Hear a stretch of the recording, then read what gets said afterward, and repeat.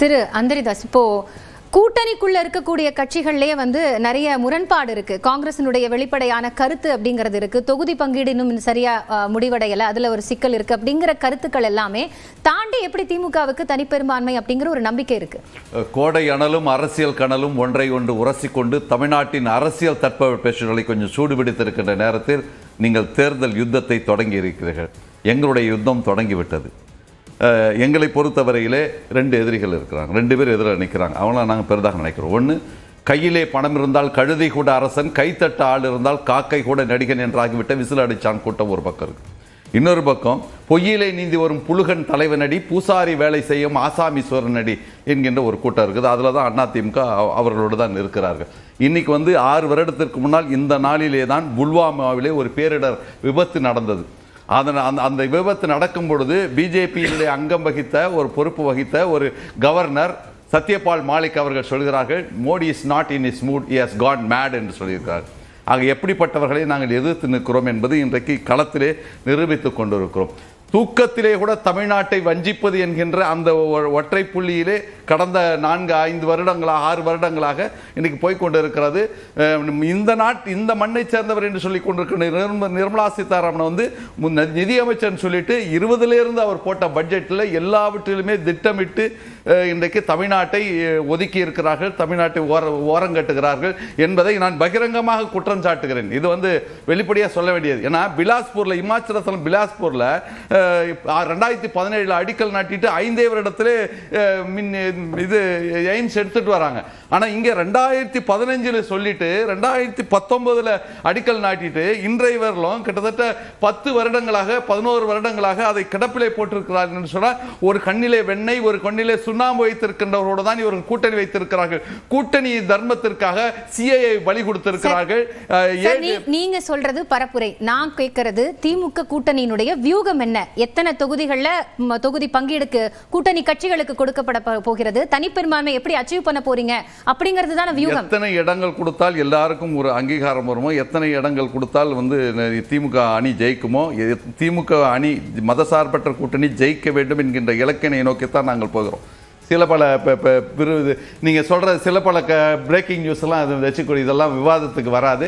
அது தனிப்பட்ட முறையில் தோழர் சொன்ன மாதிரி தனிப்பட்ட முறையில் சொன்னால் அதை பொருட்படுத்த வேண்டிய அவசியம் கிடையாது. ஒரு இலக்கை நோக்கி திமுக கூட்டணி தெளிவாக போய்கொண்டிருக்கிறது. 1000 சங்கடங்கள் சவால்கள் இருந்தாலும் கூட அவற்றை முன்னின்று நாங்கள் அனைவரும் முன்னின்று அந்த பெரும்பான்மை எங்களுடைய தலைவர் நேற்றைக்கு கூட சொல்லியிருக்கிறார், அறுதி பெரும்பான்மை யாரிடத்திலேயும் சப்போர்ட் கேட்க வேண்டிய அவசியம் கிடையாது. திமுக மாத்திரமே அறுதி பெரும்பான்மை பெற்று ஆட்சி அமைக்கும். உங்களோட சங்கடங்கள் 1000 இருக்குன்னு சொல்றீங்க, அதுல என்ன மாதிரியான சங்கடங்கள்னா என்ன? கூட்டணி பேச்சுவார்த்தை தான், சீட்டு தான், அதுதான் சங்கடம். வேற என்ன சங்கடம் இருக்குது? கொள்கையில நாங்க ஒத்த கருத்து உடையவங்க. கூட்டணியில் இவ்வளவு முரண்பாடு இருக்கும்போது அதை எப்படி சாதிக்க முடியும்? ஒரு இயக்கம், தேசிய கட்சி, அதுதான். வேற எங்க முரண்பாடு இருக்குது? நாங்களாம் அதை பத்தி பேசுறதே இல்லையா. என்னைக்கு திமுக ஆட்சி அமைக்கும், தனிப்பெரும்பான்மையில் ஆட்சி அமைக்கும்ன்றதான் நேற்றைக்கும் சொன்னோம், இன்னைக்கும் சொல்றோம், நாளைக்கும் சொல்றோம்.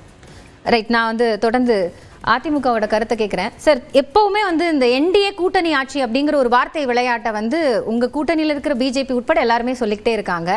இதுக்குள்ள அதிமுகவினுடைய பொதுச் செயலாளர் தனிப்பெரும்பான்மையோட நாங்க ஜெயிப்போம் அப்படின்னு சொல்றாரு. எப்படி சாத்தியம் அது? இல்லை, தமிழ்நாட்டை பொறுத்தவரை கூட்டணி ஆட்சி என்ற பேச்சுக்கே இடமில்லை.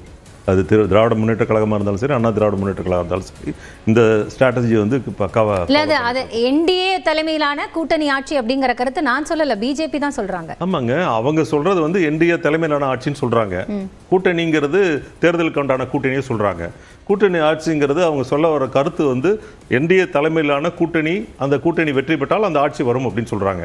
அதற்காக என்டிஏவும் உள்ள அடக்கி அதில் இருக்கக்கூடிய மீதி கட்சிகளும் உள்ள அடக்கி கூட்டணி ஆட்சி அமைக்கிறோம்னு அர்த்தம் கிடையாது. நம்ம எடுத்துக்க வேண்டிய தலைமை அதிமுக தானே சார்? ஆமாங்க, அதிமுக தான் தலைமை. அதிமுக மேஜர் ஷேர் ஹோல்டர் உங்களுக்கு ஏடிஎம்கே தான். ஏடிஎம்கேக்கு தான் ஓட் பேங்க் இருக்கு. மிகப்பெரிய பார்ட்டி பார்த்தீங்கன்னா டிஎம்கேவும் ஏடிஎம்கேவும் தான் தமிழ்நாட்டை பொறுத்தவரை. காங்கிரஸாக இருந்தாலும் சரி, பிஜேபியாக இருந்தாலும் சரி, எந்த கட்சியாக இருந்தாலும் சரி, இவர்களோடு சேர்ந்து கூட்டணி எடுக்கிறாங்க அப்படின்னா அப்புறம் அதில் மேஜர் ஷேர் ஹோல்டர் ஏடிஎம்கேங்கும் போது ஏடிஎம்கே தான் ஆட்சி அமைக்கும். அதை வெகு தெளிவாக நாங்கள் சொல்லிட்டு இருக்கோம்.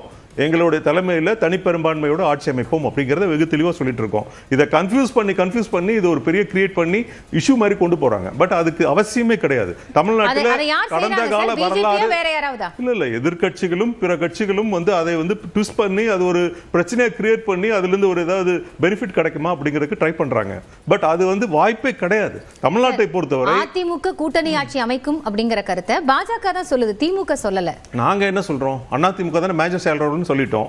அதுக்கப்புறம் நாங்க என்ன சொல்றோம்? தனித்தன்மையோடு அப்புறம் தான் சார் பாஜக சொல்றாங்க. நான் என்ன சொல்றேங்க? தங்கவரதராஜன் சார் என்ன சொல்றாரு? தங்கவரதராஜன் தெளிவா சொல்றாரு. அடுத்த சுற்றுல நான் கேட்பேன். இல்ல அவர் பிஜேபில இருந்து பேசுறாருன்னா அவர் என்ன சொல்லுவாரு? எடப்பாடி தலைமையிலான கூட்டணி அவர் என்டிஏ இருக்கு, அதுல வந்து மேஜர் ஷேர் ஹோல்டர் அண்ணாடிஎம்கே தான் இருக்கு. சார் அவரோட கருத்துக்கான நேரத்துல நான் அதை கேக்குறேன் சார். நான் கேட்க வரது என்னன்னா, முரண்பாடுகள் இல்ல இருக்கக்கூடிய கூட்டணியா இல்ல அதிமுகன்னு சொல்றீங்க. அதிமுக தலைமையில தான் தனி மெஜாரிட்டின்னு சொல்றீங்க. ஆனா தேசிய ஜனநாயக கூட்டணி ஆட்சி தான் தமிழ்நாட்டில் அமையும்ங்கிற கருத்து தெளிவா சொல்லிட்டேன். கூட்டணிங்கிறது இதெல்லாம் சேர்ந்து பண்றப்போ அவங்க பொதுப்படையா சொல்ற வார்த்தையா கூட்டணி ஆட்சின்னு சொல்றாங்க. அதுக்கு அர்த்தம் அது கிடையாதுங்க. தமிழகத்துல தனித்து தான் நாங்கள் ஆட்சி அமைப்போம், தனி மெஜாரிட்டியோட தான் ஆட்சி அமைப்போம் அப்படிங்கறது தெள்ள தெளிவா சொல்லிட்டு இருக்கோம். எல்லா ஸ்டேட்மெண்ட்லயும் சொல்லிட்டு இருக்கோம். அது மீண்டும் மீண்டும் குழப்பம் ஏற்படுத்துவது வந்து எதிர்க்கட்சிகள் தான் பண்ணிட்டு இருக்காங்க, மீதி இருக்கிற கட்சிகள் தான் பண்ணிட்டு. ரைட், நான் சார் உங்க கருத்தை கேட்கிறேன். அதுக்கு முன்னாடி திரு தங்கவரதராஜனுடைய கருத்தையும் கேட்டுறேன் சார். கூட்டணி ஆட்சி அப்படிங்கறதே அதிமுக தலைமையிலான ஆட்சி தான் அப்படிங்கறத மீண்டும் அதிமுக உறுதிப்படுத்துது அப்படின்னா எந்த பொருள் அடிப்படையில என்டிஏ அதை உறுதியா சொல்றாங்க? வணக்கம் சகோதரி காயத்ரி. அப்புறம் எந்த குழப்பமே கிடையாது. அதாவது இன்னைக்கு என்ன பிரச்சனைன்னா, எங்க கூட்டணியில எந்த பிரச்சனையே கிடையாது. இன்னைக்கு காங்கிரஸ் திமுக என்ன மாதிரி அடிச்சிட்டு இருக்குது, கூட்டணியில ஆட்சியில் அமைய பங்கு வேணும் கேட்குது. அந்த நேரம் இன்னைக்கு மாணிக் தாக்கூரா இருக்கலாம், அதே போல திமுகவுல இருந்து ராஜகண்ணப்பனுடைய பேடியா இருக்கலாம், இல்ல தளபதியா இருக்கலாம். எங்க கூட்டணி தான் தெளிவா சொல்லிட்டாங்க. எங்களுடைய கூட்டணியுடைய தலைவர் திரு எடப்பாடியார். தமிழகத்தை பொறுத்தவரை தேசிய கூட்டணியுடைய தலைவர் திரு கட்சி அதிமுக. எங்களுடைய கூட்டணி வெற்றி பெறும், அதிமுகவும் தனிப்பெரும் பெறும். இதுல ஒன்றும் எங்களுக்கு மாற்றமே கிடையாது. நாங்கள் எங்கள் மாநில தலைவர் தெளிவாக சொல்லிவிட்டார், எங்களுடைய கூட்டணியுடைய தலைவர் எடப்பாடி அவர்கள் சொல்லிவிட்டார். எங்களுடைய ஒரே நோக்கம் மக்களுடைய எண்ணங்கள் தமிழகத்தில் மக்கள் விரோத ஆட்சி அகற்றப்பட வேண்டும் என்பதுதான். அது ஒன்றும் மாற்று கருத்தே கிடையாது. கூட்டணியில எம்எல்ஏவாக வெற்றி பெறக்கூடிய பாஜகவினர் அமைச்சராக பதவி ஏற்பார்களா மாட்டார்களா? அதுதான் கேள்வி. பாருங்க, நான் போயிட்டு சொல்றேன், எங்களுக்கு இப்போதைக்கு எந்த நிபந்தனையுமே கிடையாது. எங்களுடைய நோக்கம் எங்களுடைய முதல்வர் வேட்பாளர் திரு எடப்பாடி அவர்கள் வெற்றி பெற வேண்டும், அவ்வளவுதான் எங்களுடைய நோக்கம். மற்ற விஷயங்களை எல்லாம் எங்களுக்கு எல்லாத்தையும் எப்படி சரி செய்து கொள்ள வேண்டும் என்பது எங்களுடைய கூட்டணி தலைவர், எங்களுடைய தேசிய தலைவர் முடிவெடுக்கும். நாங்கள் ஏதாவது நிபந்தனை வைத்திருக்கின்றோமா? நோக்கம் இல்லைன்னா 20% தொகுதி பங்கீடு கேட்கக்கூடிய அந்த பேச்சுவார்த்தைங்கிறது என்ன காரணம் சார்? அதிமுக மட்டுமே கூட்டணியில வெற்றி பெறணும் அப்படிங்கிறது தான் அடிப்படையான பாஜகவினுடைய நோக்கம்னா உங்களுக்கான சீட்ஸ் நீங்க கேக்குறீங்க. என்னைக்குமே இங்க பாருங்க, ஒரு கூட்டணி வெற்றி பெற வேண்டும், அதே போல கூட்டணிக்கு தலைமை வைக்கின்ற கட்சியும் தருந்து அறுதி பெருமானை பெற வேண்டும். அதுதான் வந்து ஒரு ஆரோக்கியமான ஜனநாயகம் இருக்க வேண்டும் என்பது எங்களுடைய பாஜகவுடைய பார்வை, தேசிய ஜனநாயக கூட்டணி பார்வை. எங்களுடைய கூட்டணி தலைவர் ஏதேனும் அது மாதிரி ஏதாவது நிபந்தனை வைத்திருக்கார்களா? பாஜக மட்டுமல்ல, எங்களுடைய கூட்டணி இருக்கக்கூடியவர் யாராவது கூட நிபந்தனை வைத்திருக்காங்களா? கிடையவே கிடையாது. பிரச்சனை என்ன தெரியுமா? இங்கே சில பல்வேறு ஊடகங்கள் இன்றைக்கு திமுக மிகப்பெரிய குழப்பம் நிலவுகின்றது. இன்னைக்கு நிச்சயமாக களத்துல இன்னைக்கு வந்து அவங்க ஒன்றா இருக்க போறது கிடையாது. இனிமே கூட்டணி அமைத்தாலும் இருக்க போறது கிடையாது. மக்களும் இவர்களை புறக்கணித்து விட்டார்கள், கூட்டணி தோல்வி போறாங்க. அதனால இவர்கள் அதாவது எங்களுடைய கூட்டணி வலிமையடைந்த கூட்டணி சொல்லி நீ பலவீனமான கூட்டணியாக இன்றைக்கு இருக்கின்றது. அது திமுக தலைவர் பலவீனமாக இருக்கின்றதை காங்கிரஸ் உணர்ந்திருக்கின்றது. அதனால் இன்னைக்கு அதை செய்கிறார்கள் தவிர